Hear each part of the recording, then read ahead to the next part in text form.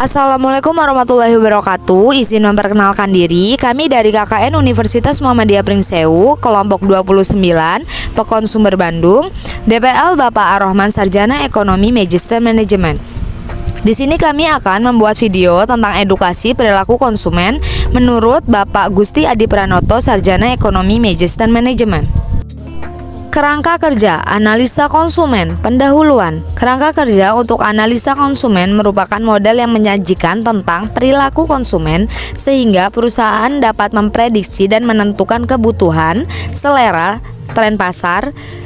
Kerangka kerja untuk analisa konsumen merupakan model yang menyajikan tentang perilaku konsumen sehingga perusahaan dapat memprediksi dan menentukan kebutuhan, selera, dan tren pasar. Model perilaku konsumen menurut para ahli. Yang pertama itu ada the word and said model of buyer behavior. Model perilaku konsumen ini merupakan suatu model perilaku konsumen yang menunjukkan suatu proses dan variabel yang mempengaruhi perilaku konsumen, baik sebelum sampai sesudah konsumen membeli. Yang kedua itu ada model perilaku konsumen industri dari Said.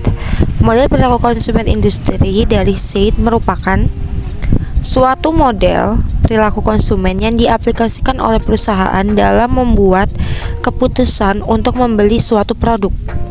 Dalam model ini terdapat suatu pertimbangan pembelian produk bersama.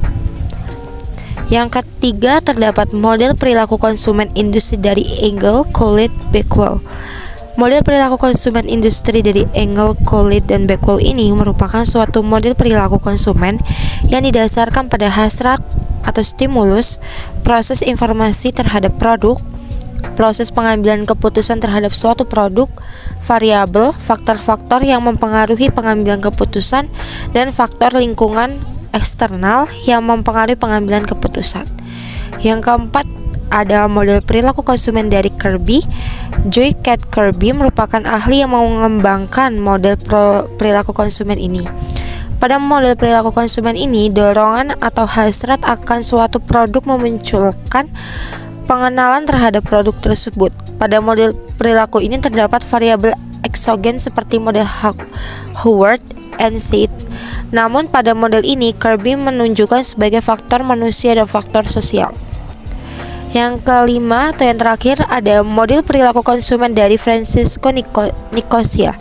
Pada model perilaku konsumen dari Francisco Nicosia disajikan di atas, diketahui bahwa pengambilan keputusan konsumen dipengaruhi oleh perusahaan itu sendiri dan sebaliknya. Kerangka kerja untuk analisa konsumen.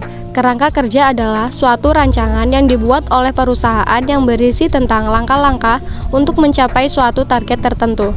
Kerangka kerja untuk analisa konsumen merupakan suatu rancangan yang berisikan langkah-langkah sedemikian rupa yang dibuat perusahaan untuk mengetahui karakteristik perilaku konsumen sebelum membeli suatu produk.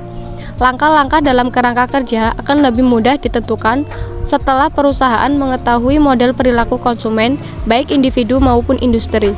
Kerangka kerja ini diperlukan perusahaan agar perusahaan memiliki serangkaian langkah-langkah yang terencana dalam guna meningkatkan penjualannya. Manfaat kerangka kerja untuk analisis konsumen. Kerangka kerja untuk analisis konsumen memberikan manfaat bagi perusahaan. Yang pertama, meneliti. Kerangka kerja yang dibuat perusahaan dapat menjadi suatu langkah mengetahui lebih banyak dari perilaku konsumen.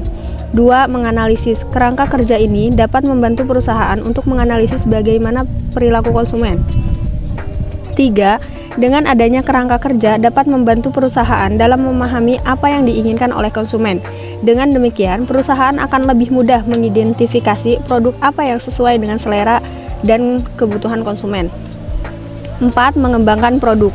Dengan adanya kerangka kerja ini, perusahaan dapat mengetahui apa yang menjadi selera dan kebutuhan konsumen.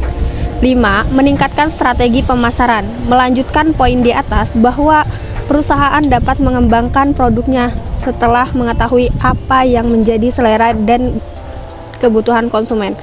Elemen perilaku konsumen. Yang pertama adalah afeksi. Afeksi adalah suatu unsur yang sangat mempengaruhi perilaku konsumen dalam melakukan pembelian.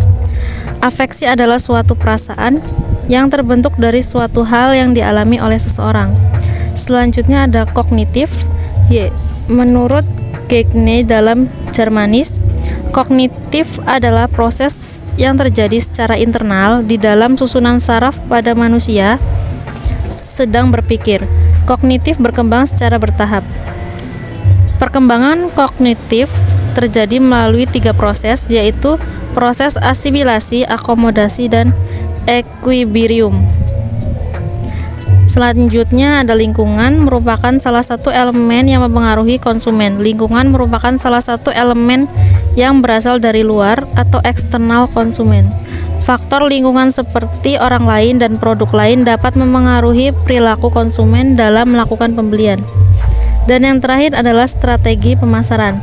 Salah satu elemen dalam perilaku konsumen adalah strategi pemasaran, di mana strategi pemasaran adalah suatu cara dilakukan oleh perusahaan untuk memperkenalkan produknya kepada konsumen. Demikianlah edukasi yang dapat kami berikan. Semoga bermanfaat bagi yang mendengar. Kurang lebihnya kami mohon maaf. Kepada Allah kami mohon ampun. Billahi fisabilil haq, wastabiqul khairat. Wassalamualaikum warahmatullahi wabarakatuh.